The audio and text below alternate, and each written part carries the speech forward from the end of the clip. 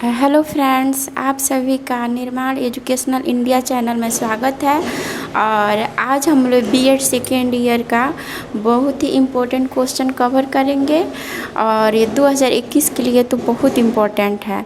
So please ध्यानपूर्वक आप लोग पूरा वीडियो देखें और देखने के बाद यदि पसंद आए तो लाइक करें और सब्सक्राइब करें। तो चलिए हम लोग पढ़ते हैं और इसको समझते हैं। ज्ञान के विभिन्न पक्ष या पहलुओं को बताते हुए इनके बीच के संबंधों का वर्णन करें। यहाँ दोस्तों हम लोग समझेंगे कि ज्ञान के विशिष्ट पक्ष यानी ज्ञान के विभिन्न पहलू क्या है और उनके बीच क्या संबंध है, इसी को आज समझने का हम लोग कोशिश करेंगे। तो आप सभी जानते हैं कि बीएड सेकेंड ईयर में कोर्स 8 और कोर्स 9 है, जो 80-80 नंबर का इसका थ्योरी आता है। तो इसीलिए इसे हम लोग को ध्यानपूर्वक पढ़ना ज़रूरी है। तो प्लीज़ ध्यानपूर्वक इसे पढ़िए और नॉलेज एंड करिकुलम का बहुत ही बेस्ट नोट्स है, ऐसा आपको कहीं नहीं मिलेगा। तो बहुत मेहनत लगा इसे बनाने में, तो फिर प्लीज़ आप लोग ध्यानपूर्वक पढ़िए और इसका फ़ायदा उठाइए।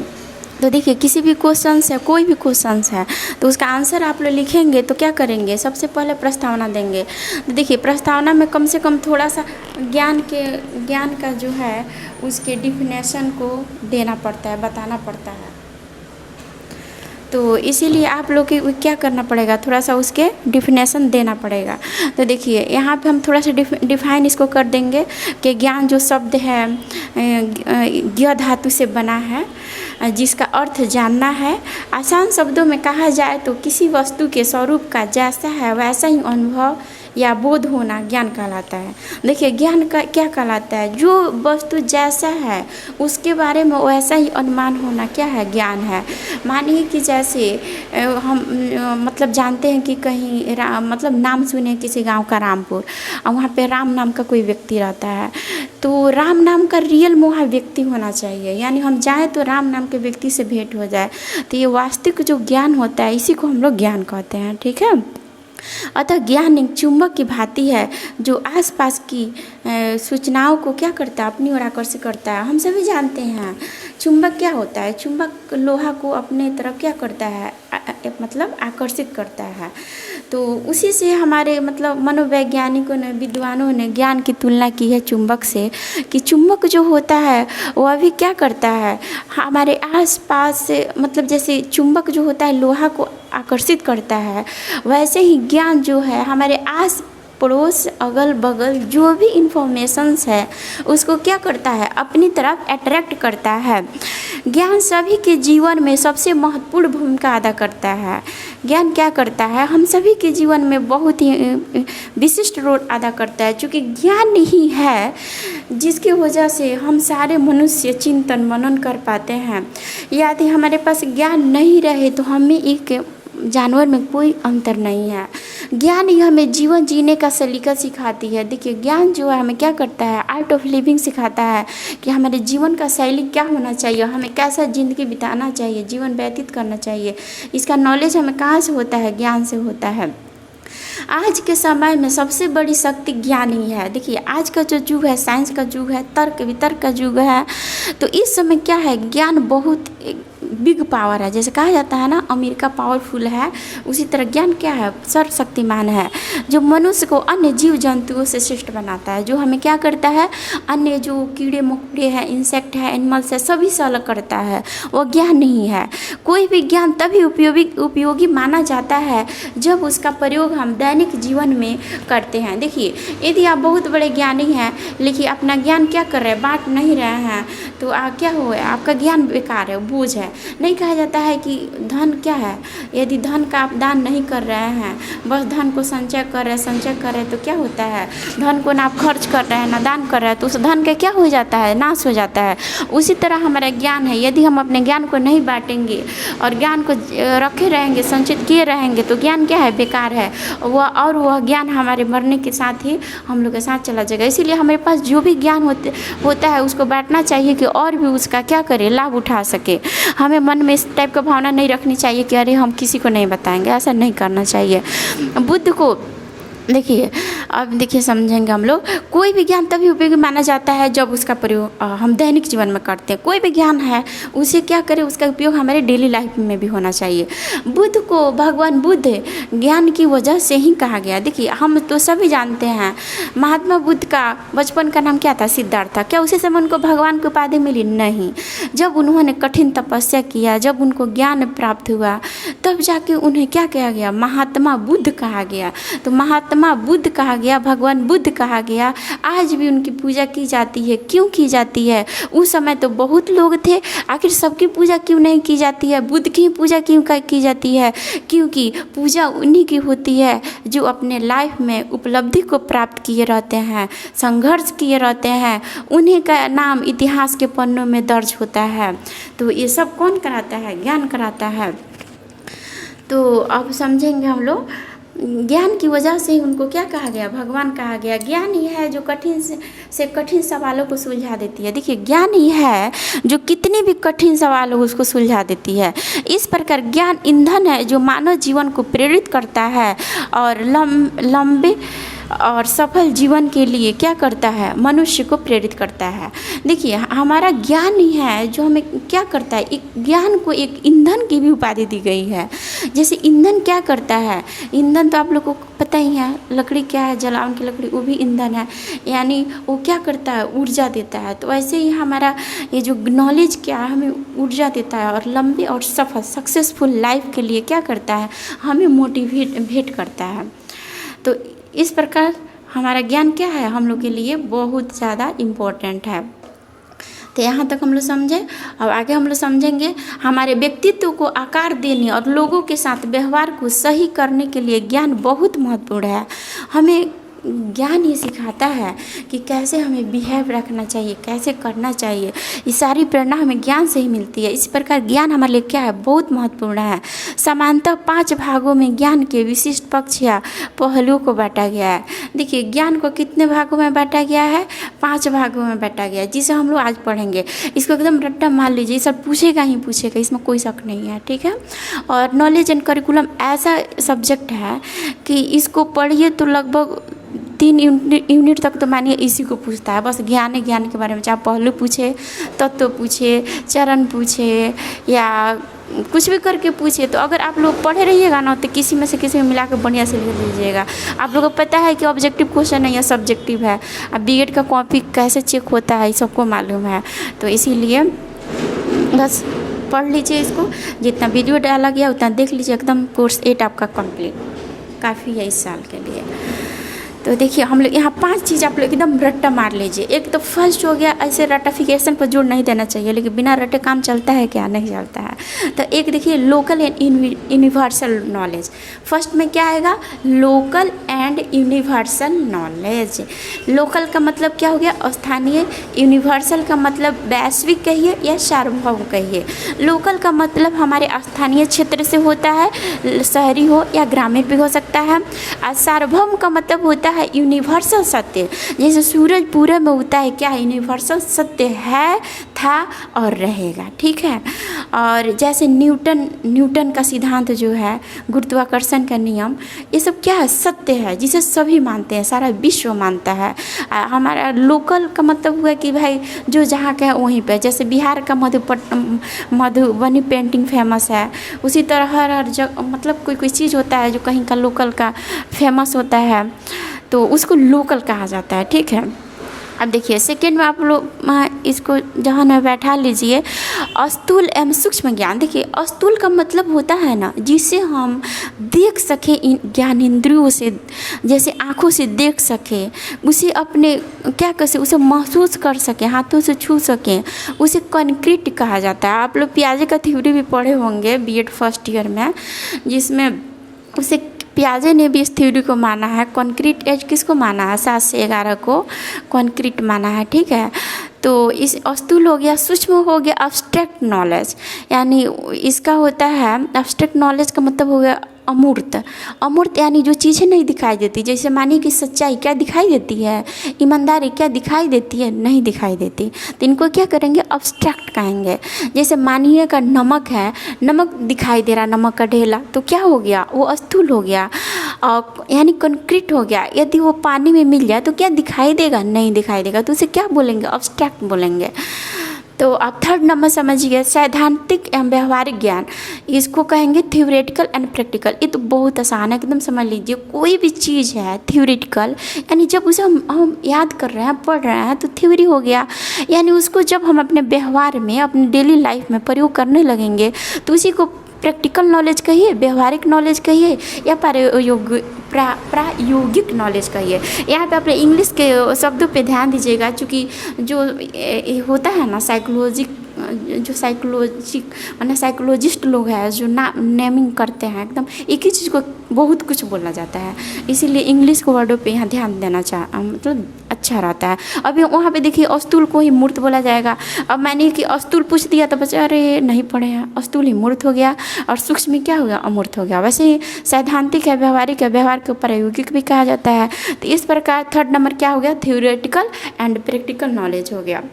अब देखिए, अब आगे हम लोग समझेंगे। अब चौथा नंबर विद्यालय ज्ञान एवं बाह्य विद्यालय ज्ञान। देखिए ये तो आप लोग सभी जानते हैं कि NCF 2005 क्या है। NCF 2005 सीधे तौर पे बोलता है कि जितने भी विद्यालय ज्ञान है उनको बाह्य ज्ञान से जोड़ना है, और पाठ्य पुस्तक का विरोध भी करता है। तो विद्यालय ज्ञान हो गया जो औपचारिक रूप से हम प्राप्त करते हैं, और बाह्य विद्यालय ज्ञान हो गया जैसे पास पड़ोस परिवार, यानी जो अनौपचारिक ढंग से हम लोग प्राप्त करते हैं। तो औपचारिक ढंग से जो ज्ञान प्राप्त किया जाता है वो जटिल होता है, उसमें सभ्यता होती है, निश्चित स्थान होता है। लेकिन अनौपचारिक ज्ञान होता है हमको कहीं भी, इसका कोई निश्चित टाइम नहीं है, कोई निश्चित एज नहीं है, कभी भी प्राप्त हो सकता है। और फिफ्थ नंबर में ध्यान हम लोग देंगे, इसमें आएगा प्रासंगिक कहिए, या उदाहरणा युक्त कहिए, या शाब्दिक अर्थ कहिए। यहाँ भी क्या देखिए, यहाँ पे इंग्लिश वर्ड याद कर लीजिए सीधे तौर पे, कॉन्टेक्चुअल एंड टेक्सचुअल, आसान रहेगा। कॉन्टेक्चुअल एंड टेक्सचुअल, यहाँ पे क्या होगा?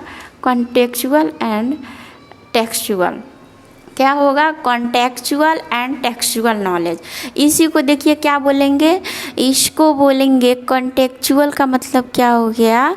प्रासंगिक ज्ञान, और टेक्सचुअल का मतलब हो गया शाब्दिक ज्ञान। तो इसको देखिए हम लोग समझेंगे। अब इसको बारी से पांचों टॉपिक को समझने का कोशिश करेंगे, ठीक है। देखिए फर्स्ट नंबर है local and universal knowledge. First number क्या है? Local and universal knowledge. तो फर्स्ट ऑफ ऑल को नंबर लिख के एक को डिफाइन करेंगे, फिर इसको एक दूसरे से रिलेट करेंगे, ठीक है। तो पहले हम लोग समझेंगे स्थानीय ज्ञान क्या है। तो यहाँ पे स्थानीय ज्ञान समझिए। स्थानीय ज्ञान वह ज्ञान होता है जिसे किसी समाज में लोग एक निश्चित समय में विकसित कर लेते हैं। अब स्थानीय ज्ञान क्या हो गया? अब मानिए कि बिहार में है, ज़्यादातर भोजपुरी बोली जाती है, वो स्थानीय लैंग्वेज हो गया, ठीक है। और आज यह निरंतर विकसित होता जा रहा है। और मानिए कि आप लोग हर जगह जाइए, आदिवासी इलाका में चले जाइए, वहाँ का अलग अपना स्थानीय डांस होता है, जो भी होता है। तो क्या स्थानीय जगहों पर जो क्रिएट होता है, स्थानीय परिवेश में जो क्रिएट होता है, वही स्थानीय ज्ञान है। अपने स्थानीय परिवेश के साथ अंतर्क्रिया करके ही बच्चा ज्ञान सृजित करता है। ये बहुत ज़्यादा इम्पोर्टेंट रोल है इसका। देखिए स्थानीय ज्ञान कोई इसको हीन दृष्टि से नहीं देखा जाएगा, ना ही निराशाजनक माना जाएगा। यह एक बच्चा के लिए, बच्चा को डेवलपमेंट करने में इसका बहुत बड़ा हाथ है। इसीलिए तो देखिए त्रिभाषा सूत्र जो 1968 में जो मतलब आया था अकॉर्डिंग टू कोठारी कमीशन के अंतर्गत, तो उसमें भी त्रिभाषा जो फॉर्मूला दिया गया उसमें भी प्राथमिकता दी गई कि प्राइमरी क्लास में बच्चों को क्षेत्रीय भाषा से ही अवगत कराना है, ठीक है। तो वो हमारे लिए क्या है? वरदान है, और जीवन में सार्थकता पाता है। उसी से बच्चे क्या होते हैं? सार्थक होते हैं। स्थानीय परिवेश केवल भौतिक प्राकृतिक नहीं होता। देखिए केवल फिजिकल और नेचुरल ही नहीं होता, बल्कि सामाजिक सांस्कृतिक होता है, बल्कि ये सोशली और कल्चर रूप से भी होता है। स्थानीय ज्ञान केवल मूल निवासियों या आदिवासियों तक ही सीमित नहीं है।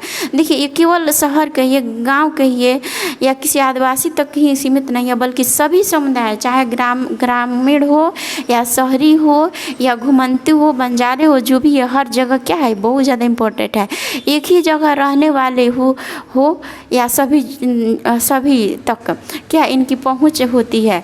इसे पारंपरिक ज्ञान या देसी ज्ञान भी कहा जाता है। देखिए ये जो होता है ना लोकल नॉलेज फॉर वोकल, ये तो सुने होंगे, कितना अच्छा इस पर भाषण देता है सब, चलो देता है। तो लोकल फॉर वोकल मतलब लोकल का कितना इम्पोर्टेंट है।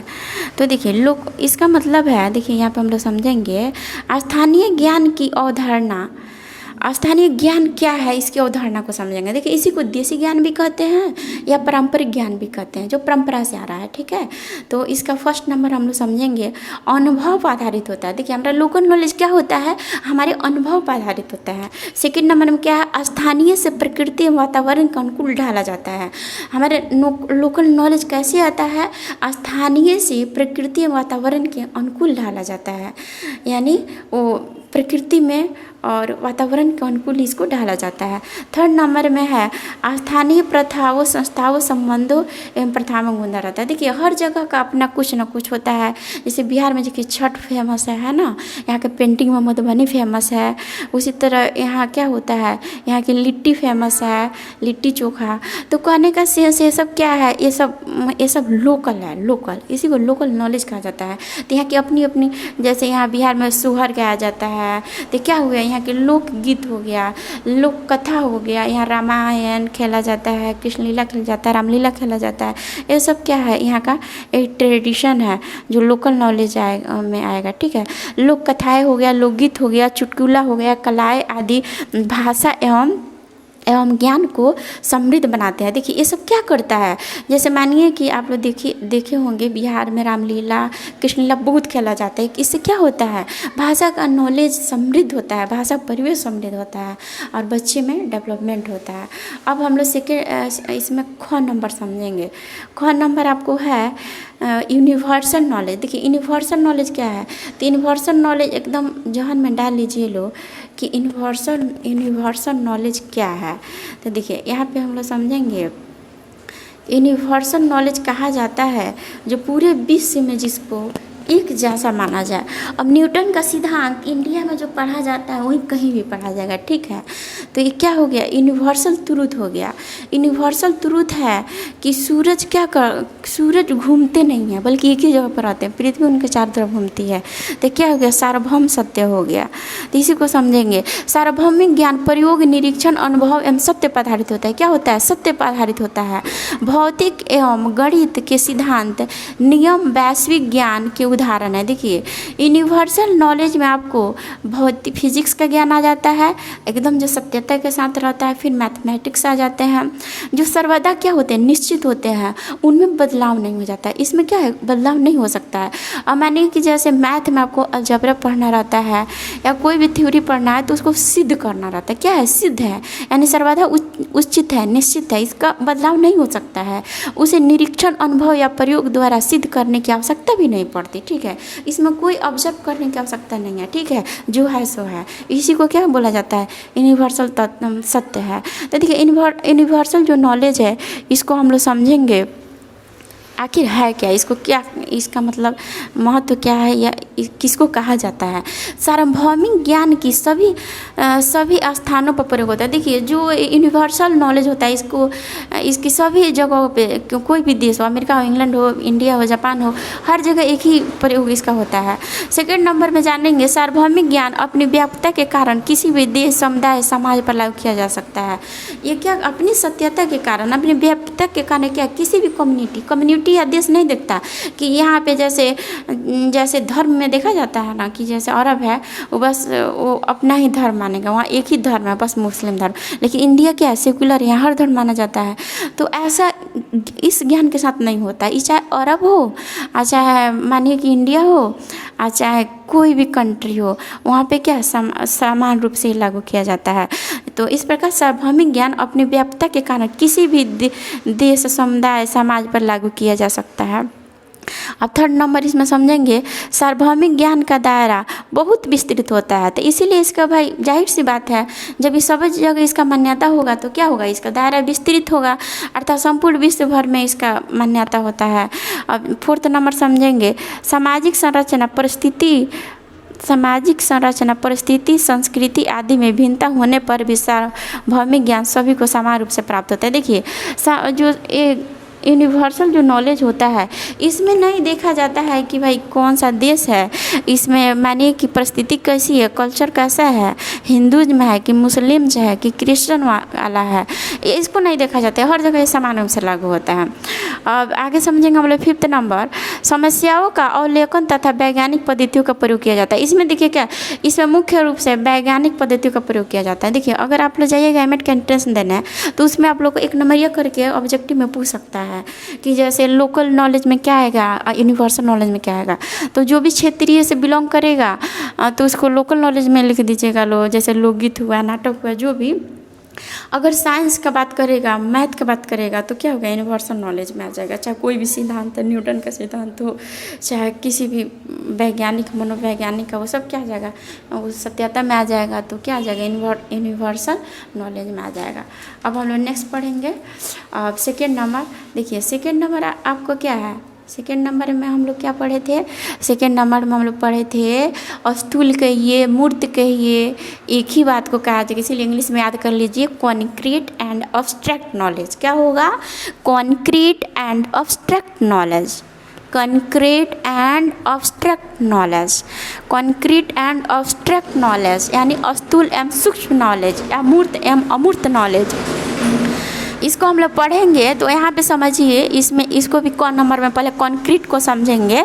जिस प्रकार के ज्ञान को हम प्रत्यक्ष देख सुन अनुभव कर सकते हैं उसे कॉन्क्रीट नॉलेज कहते हैं। देखिए जो भी ज्ञान है जिससे हम अपनी इंद्रियों द्वारा क्या कर सकते हैं, देख सकते हैं, सुन सकते हैं, अनुभव कर सकते हैं, उसे क्या कहते हैं, कॉन्क्रीट नॉलेज कहते हैं। मूर्त ज्ञान के अर्जन में हमारी इंद्रियों की महत्वपूर्ण भूमिका होती है। देखिए कॉन्क्रीट जो नॉलेज होता है ना, उसमें हमारी जो 5 इंद्रियां है, आँख, नाक, कान, त्वचा, जीभ, इनका बहुत ही महत्वपूर्ण स्थान है। ठीक है, इनके बिना हम नहीं महसूस कर सकते हैं। ठीक है, तो 1st नंबर में समझेंगे आखिर कॉन्क्रीट नॉलेज है क्या, किस प्रकार का होता है। इसमें वस्तु प्रत्यक्ष दिखाई देती है। इसमें क्या होता है, वस्तु साफ साफ दिखाई देगी, सेव है तो सेव है, टेबल है तो टेबल है, बिल्कुल प्रत्यक्ष दिखाई देगी। और 2nd नंबर में समझेंगे, देखिए इसी में मूर्त ज्ञान को समझना और उसकी व्याख्या करना सरल होता है। देखिए आप अच्छी तरह से जानते हैं यदि कोई चीज़ हमारे सामने है तो उसकी व्याख्या करना बहुत ही आसान होता है। ठीक है, क्योंकि यह हमारे समझ उपस्थित वस्तु और घटना पर आधारित होती है। ठीक है, क्योंकि उस पर हमारी समझ उस पर आधारित होती है, इसीलिए उसको क्या करना, समझना या समझाना आसान होता है। अब देखिए 3rd नंबर में क्या है, छोटी कक्षाओं में मूर्त ज्ञान दिया जाता है। देखिए इसीलिए देखिए ये आसान होता है किसी चीज़ को देख के समझना। तो आप लोग देखिएगा प्राइमरी क्लास में या आजकल जो भी UKG LKG होता है उसमें देखिएगा किसी चीज़ को देख के बच्चों को बताया जाता है। जैसे एप्पल है तो एप्पल का फोटो दिखाया जाता है बच्चा को, देखो क्या है तो बच्चे बोलते हैं एप्पल, यानी मूर्त चीज़ों का यूज किया जाता है, यानी बच्चा देख के आसानी से समझ पाए, इसीलिए छोटे क्लास में इसका यूज किया जाता है। अब 4th नंबर में है मूर्त ज्ञान हमारी इंद्रियों के माध्यम से अस्तित्व में आता है। देखिए अब हमारी आंखें देख रही है भाई क्या है, ये तो सेव है, तो कोई कहेगा नहीं नहीं ये क्या है, नारंगी है या ऑरेंज है, तो कहेगा नहीं सेव है, एप्पल है। ठीक है, तो क्या हो गया, चूँकि हम उस चीज़ को देख रहे हैं, तो जो चीज़ को हमारी आंखें देख रही है तो सत्यता हमारे ब्रेन को दे रही है कि नहीं ये एप्पल नहीं है। ठीक है, तो 5th नंबर में हम 5th नंबर को समझेंगे, पुस्तकों में वर्णित भाषा में लिखा हुआ ज्ञान स्थूल है। देखिए पुस्तक में जो भी ज्ञान हम पढ़ते हैं सब स्थूल है, यानी हम देख रहे हैं, अभी हम जैसे नोट्स हम पढ़ रहे हैं, आप लोग भी देख रहे हैं, तो क्या है, स्थूल है। ठीक है, क्योंकि हमें दिखाई दे रहा है।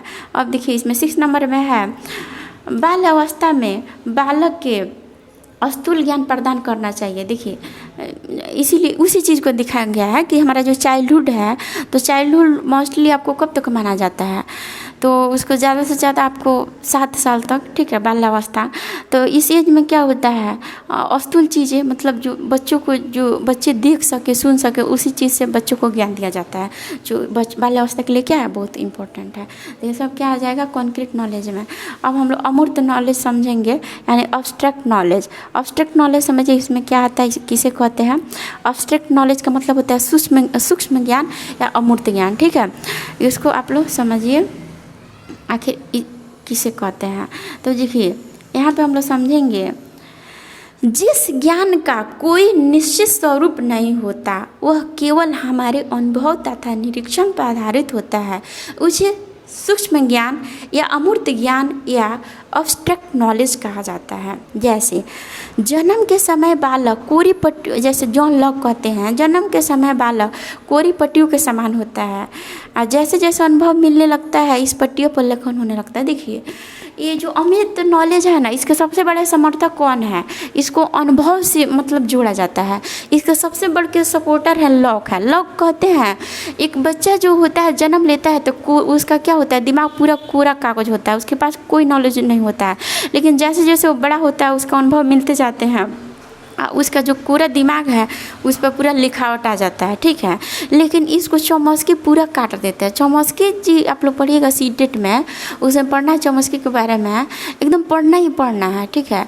चौमस्की जी कहते हैं कि नहीं, बच्चा का दिमाग कोरा कागज नहीं होता है, बच्चे के पास और एक्विजिशन पावर आता है, वो रहता है। बस वो यहाँ पे समाज में वो रहते हैं, बच्चे एक दूसरे से मिलते हैं और उनका क्या होता है, उनका नॉलेज बढ़ जाता है। अगर कोरा कागज रहता तो बच्चा को हंसना नहीं आता, मतलब बच्चे जन्म के टाइम से ही क्या रोना शुरू कर देते हैं।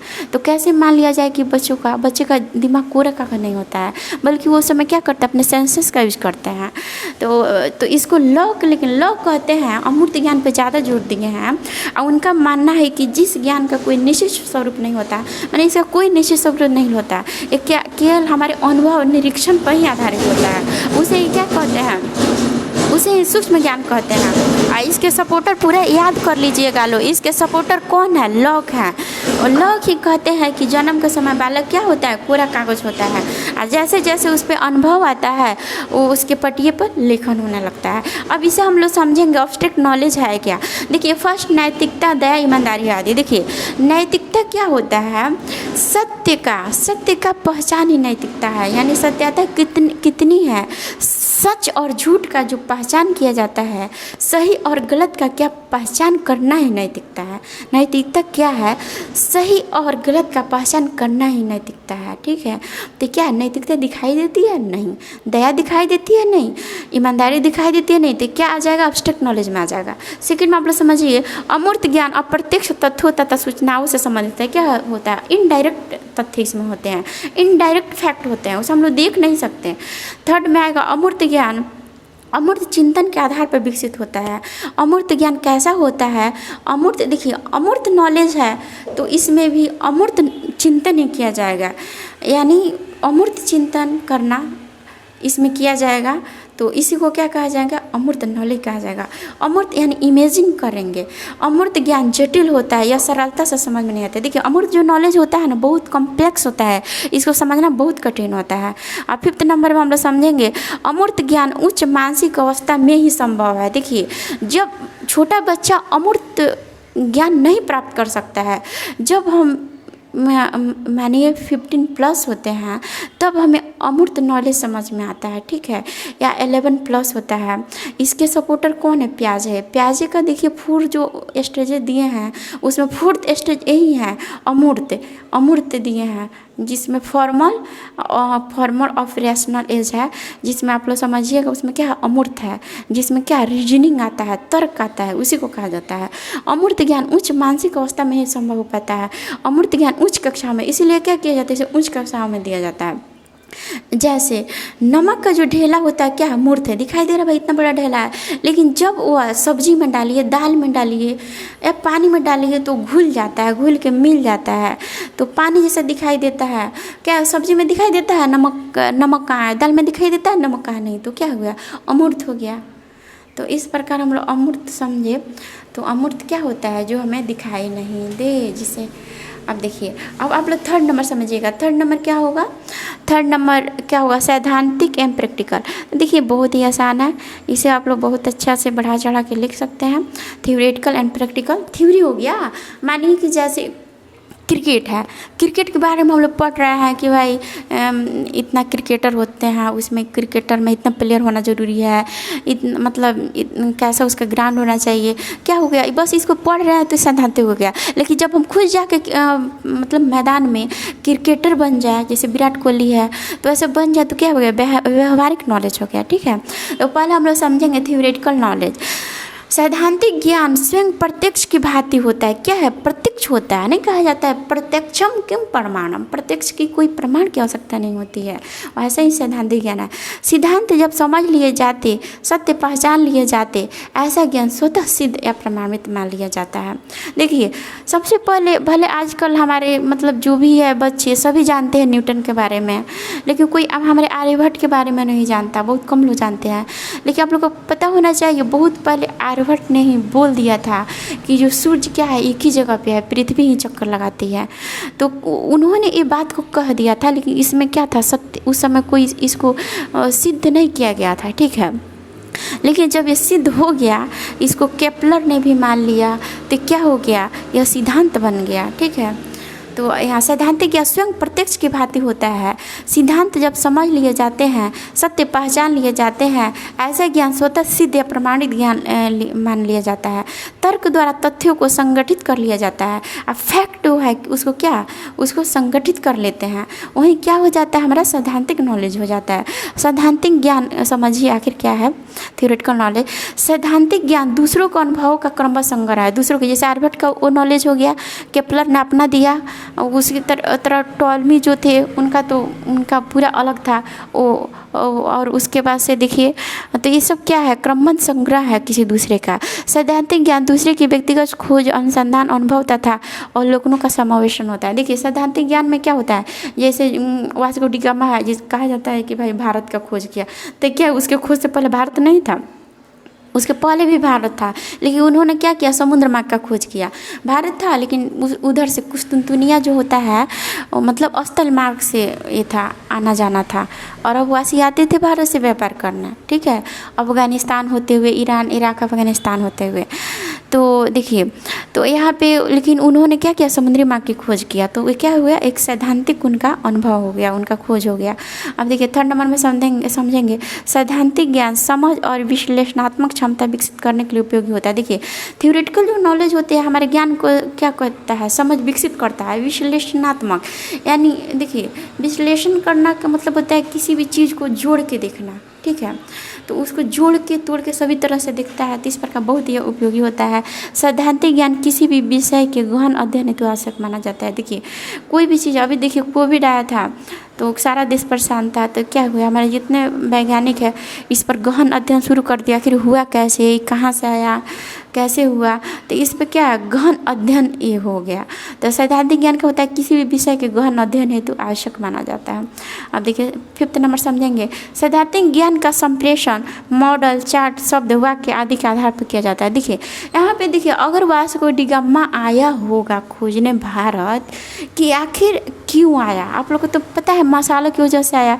भारत की मसाले कितनी फेमस थी, और अब व्यापारी ले जाते थे, फिर वहाँ से यूरोपीय व्यापारी खरीद लेते हैं। आखिर इतना देखिए, आप लोगों को पता है यूरोप में कितना ठंड होती है, तो वहाँ पे गरम मसाला का बहुत इंपॉर्टेंस होता है। इसीलिए जब वास्को डी गामा आया ना, ढेर सारा काली मिर्च ले गया, तो वहाँ पे क्या इसको कहा जाने लगा, काला सोना कहा जाने लगा।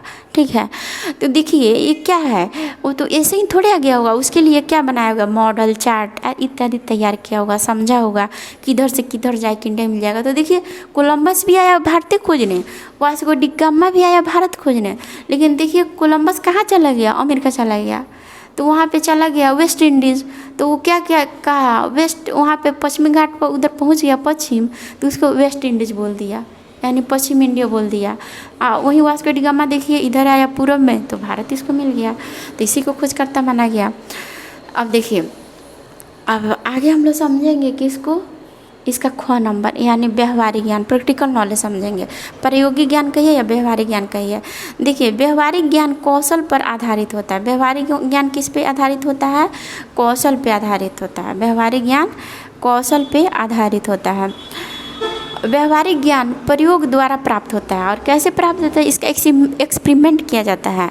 व्यवहारिक ज्ञान हेतु आगमन विधि का प्रयोग किया जाता है। देखिए इतना याद रखिएगा, जो प्रैक्टिकल जो नॉलेज होता है इसमें आगमन विधि आता है, ठीक है। आगमन विधि तो आप लोग को पता है, एग्जाम्पल से क्या जाता है, नियम को समझाया जाता है, ठीक है। ऐसी धारणा प्रयोजनवादियों की भी है। जैसे पहले बच्चा है, छोटे क्लासों में आगमन विधि का यूज़ किया जाता है, क्योंकि बच्चों को पहले एप्पल दिखा दिया जाता है, भाई ये एप्पल है, तो उसको बाद में सिखाया जाता है APPLE एप्पल, ठीक है। तो इसके समर्थक कौन है, प्रयोजनवादी भी है। प्रयोजनवादी में आप लोग को पता ही है, सबसे फर्स्ट नेम किसका आता है, जॉन डीवी का आता है, जो प्रैक्टिकल नॉलेज के बहुत बड़े समर्थक हैं। इसीलिए इन्होंने कैसा सिद्धांत दिया, प्रोग्रेसिव शिक्षा दिया, ठीक है, पर जोड़ दिया। यानी चाइल्ड सेंटर्ड शिक्षा होना चाहिए और भी बच्चे करके सीखे, क्रियात्मक रूप से सीखे। तो इसमें देखिए प्रैक्टिकल नॉलेज को हम लोग समझेंगे। शतरंज के नियमों का ज्ञान, सैद्धांतिक खेल में महारत हासिल करना व्यवहारिक ज्ञान है। देखिए शतरंज के जो नियम का ज्ञान हो गया कि भाई शतरंज में कैसे खेला जाएगा, तो क्या हो गया, ये सैद्धांतिक नॉलेज हो गया। लेकिन खुद यदि हम शतरंज खेलने लगे, उसमें महारत हासिल कर ले, तो क्या हो गया, उसका प्रैक्टिकल रूप से हम प्रयोग किए, तो उसको भाई प्रैक्टिकल नॉलेज कहेंगे। उसी प्रकार सेकेंड नंबर पर हम लोग समझेंगे, किसी भी कार्य को करने के लिए सैद्धांतिक ज्ञान का वास्तविक प्रयोग प्रायोगिक ज्ञान कहलाता है। देखिए कोई भी कार्य हम लोग कर रहे हैं, कोई भी सिद्धांत है, तो उसका जब हम अपने लाइफ में प्रयोग करते हैं तो क्या हो, प्रैक्टिकल नॉलेज हो जाता है। और थर्ड नंबर हम लोग समझेंगे, प्रायोगिक ज्ञान हमारे जीवन की समस्याओं के समाधान में सहायक होता है। देखिए जाहिर सी बात है, यदि प्रैक्टिकल रूप से हम यूज करेंगे तो क्या हमारा समझ विकसित होगा और हमारे जीवन की जो भी समस्याएं है उसके समाधान में भी क्या है, हमें मदद मिलेगा। फोर्थ नंबर में देखिए, इसमें प्रायोगिक ज्ञान समझ को बेहतर करता है और हमारे जो अंडरस्टैंडिंग पावर है उसको क्या करता है, प्रैक्टिकल नॉलेज बहुत ज़्यादा डेवलप करता है, बेहतर करता है, ठीक है। अब फोर्थ नंबर हम लोग समझेंगे। देखिए ये चौथा नंबर है, मतलब ज्ञान के विभिन्न पहलू में। फोर्थ नंबर पे हम लोग आ गए। अब देखिए इसको समझेंगे लोग, प्रासंगिक एवं शाब्दिक ज्ञान, इसको समझ लीजिए। कॉन्टेक्चुअल एंड टेक्सचुअल नॉलेज, यहाँ पे समझिए आप लोग, कॉन्टेक्चुअल क्या है, टेक्सचुअल क्या है। इंग्लिश वर्ड याद करना बहुत ज़रूरी है, हिंदी वर्ड बदलता रहता है, ठीक है। तो इसको सबसे पहले हम लोग कॉन्टेक्चुअल समझेंगे। देखिए कॉन्टेक्चुअल जो नॉलेज होता है अवधारणा पर आधारित होता है, यानी उस क्या किस पर आधारित होता है, कॉन्सेप्ट पर आधारित होता है, जो प्रत्यक्षीकरण। देखिए कॉन्टेक्चुअल नॉलेज भी जो क्या है, ये भी इसमें भी प्रत्यक्ष का वैल्यू होता है, ठीक है। कॉन्टेक्चुअल नॉलेज में देखिए क्या आता है, प्रत्यक्ष द्वारा प्राप्त होता है। ये जो प्रत्यक्ष चीज़ हम देख रही हैं वो क्या हो गया, कॉन्टेक्चुअल नॉलेज हो गया। किसी तथ्य पर आधारित शाब्दिक ज्ञान की सत्यता की परख निरीक्षण द्वारा हमेशा एक नई अवधारणा मिल जाती है, उसे प्रासंगिक ज्ञान कहते हैं। देखिए जब कोई चीज़, कोई भी सिद्धांत निकलता है तो उस पर खोजबीन किया जाता है, तो उसमें एक और नई चीज़ मिल जाती है, उसको क्या कहा जाता है, टेक्सचुअल नॉलेज कहा जाता है। मानिए कि सबसे पहला हड़प्पा मिला और जब उसका खोजबीन किया जाने लगा तो बहुत मिल गया। जैसे मानिए कि बाद में राखीगढ़ी मिला, हरियाणा में बनावली मिला, फिर लोथल में आपको देखिए, लोथल में यहाँ गुजरात में आपको लोथल मिला, उसके बाद से सुरकोटदा मिला। सब क्या है, मतलब एक ज्ञान का पता चला और कितनी नई अवधारणाएं मिल गई, तो क्या हो गया, कॉन्टेक्चुअल नॉलेज हो गया। क्या हो गया, कॉन्टेक्चुअल नॉलेज हो गया। अब देखिए ख नंबर समझेंगे, टेक्सचुअल नॉलेज। टेक्सचुअल नॉलेज में आपको आता है जो साक्ष्य पर आधारित होता है, यानी जो साक्ष्य पर आधारित होता है हम उसको जीव का तीर मान लेते हैं।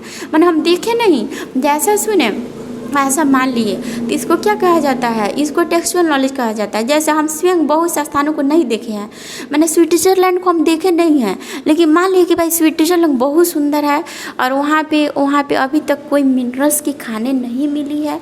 एक ऐसा वो देश है जहाँ पे कोई मिनरल्स की खाने नहीं मिली है, तो हम मान लिए भाई स्विट्जरलैंड बहुत सुंदर है, हर किसी का सपना होता है कितना खूबसूरत है, उसे देखने जाना चाहिए। आज तो सोशल मीडिया हम लोग यूट्यूब पर चाहे गूगल पर जाकर सर्च करके देख लेंगे कि भाई कैसा है।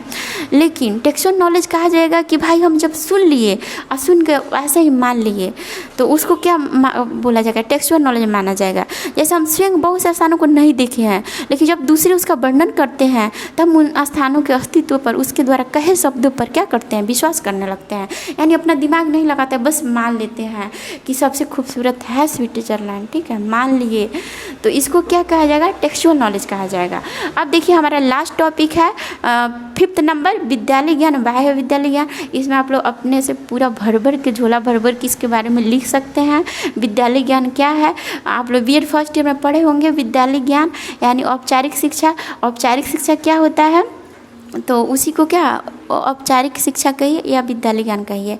देखिए, छात्र द्वारा औपचारिक रूप से प्राप्त ज्ञान को विद्यालय ज्ञान कहा जाता है, जिसे छात्र एक निश्चित समय सीमा में निश्चित प्रक्रिया द्वारा प्राप्त करते हैं। देखिए, विद्यालय ज्ञान चलते फिरते नहीं प्राप्त होता है, बल्कि उसकी निश्चित जगह होता है। भाई यहाँ स्कूल है, यहाँ आपको पढ़ने जाना है, एक निश्चित प्रोसेस होता है कि भाई आपको 9 बजे चले जाना है तो चले जाना ही, नहीं कि मन मर्जी अपना 2 बजे जाइए। तो उसमें क्या होता है, करिकुलम फिक्स होते हैं, टीचर फिक्स होते हैं कि ये टीचर ये सब्जेक्ट पढ़ाएंगे, उसको क्या कहा जाएगा, औपचारिक नॉलेज कहा जाएगा। तो इस प्रकार छात्र द्वारा औपचारिक रूप से प्राप्त ज्ञान को विद्यालय ज्ञान कहा जाता है, जिसे छात्र एक निश्चित समय सीमा में निश्चित प्रक्रिया द्वारा प्राप्त करते हैं। विद्यालय ज्ञान में शिक्षा के उद्देश्य, पाठ्यचर्या एवं शिक्षण विधियाँ पहले से ही सुनिश्चित होती है। देखिए, विद्यालय में क्या होता है, पहले से ही टीचिंग जो मेथड होता है फिक्स रहता है कि यहाँ तक पढ़ाना है। फर्स्ट ईयर में कहाँ तक पढ़ाना है भाई, फर्स्ट ईयर में आपको कोर्स 7A तक पढ़ाना है, और बीएड सेकेंड ईयर में कितना पढ़ाना है, कोर्स 8, कोर्स 9 और 10, 11। तो क्या है, फिक्स है कि सेकेंड ईयर में इतना पढ़ाना है, फर्स्ट ईयर में इतना पढ़ाना है। वहाँ पे अपनी मनमानी नहीं चलेगी। इसी को कहा जाता है, विद्यालय नियम कहा जाता है, विद्यालय नॉलेज कहा जाता है, कि जिसमें क्या होता है, अनुशासन होता है, डिसिप्लिन होता है। ठीक है। अब देखिए, आउट ऑफ स्कूल नॉलेज क्या हो गया। आउट ऑफ स्कूल नॉलेज में अनौपचारिक आता है नॉलेज, जो कहीं भी प्राप्त हो जाता है। तो बच्चा सबसे पहले अनौपचारिक नॉलेज ही प्राप्त करता है, क्योंकि बच्चा परिवार में जन्म लेता है, तो परिवार से सीखता है, समाज से सीखेगा, पड़ोस से सीखेगा, साथी समूह से सीखेगा। ये सारी चीज़ें चलता फिरता नॉलेज क्या हो जाएगा, अनौपचारिक नॉलेज हो जाएगा। ये हमें किसी भी उम्र में प्राप्त हो सकता है, इसका कोई फिक्स सीमा नहीं है।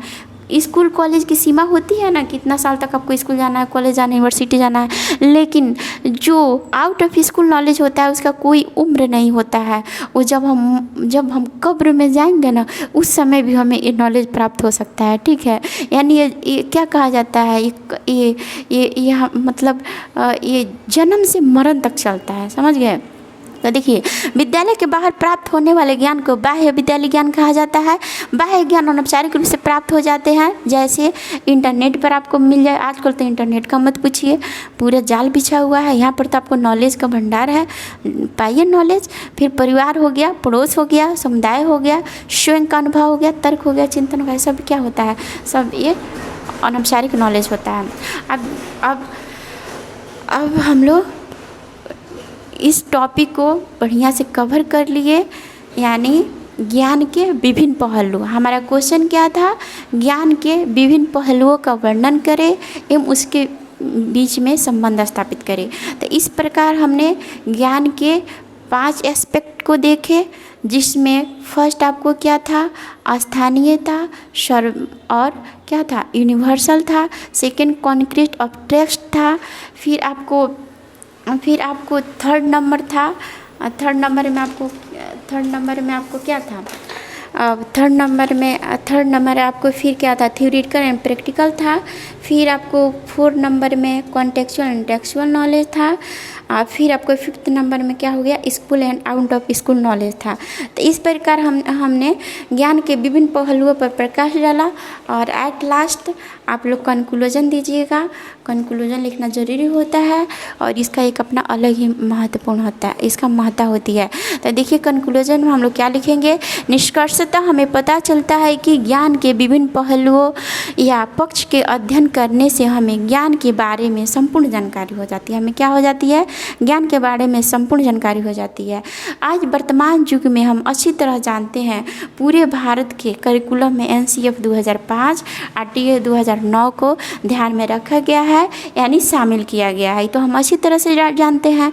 RTA 2009 खुले तौर पर मना करता है बच्चों को शारीरिक मानसिक किसी भी प्रकार का दंड नहीं देना। देखिए आरटीई 2009 है जिसे 2010 में लागू किया गया, ये बिल्कुल मना करता है कि बच्चों को डंडा से नहीं मारना है। पहले का जो एजुकेशन था शिक्षक केंद्रित था, उसमें बच्चों को क्या बोला जाता था कि बिना भय का प्रीत नहीं होता है, बच्चे डंडा की ही भाषा समझते हैं। लेकिन आज इसको पूरा मना किया गया कि बच्चों को नहीं पीटना है।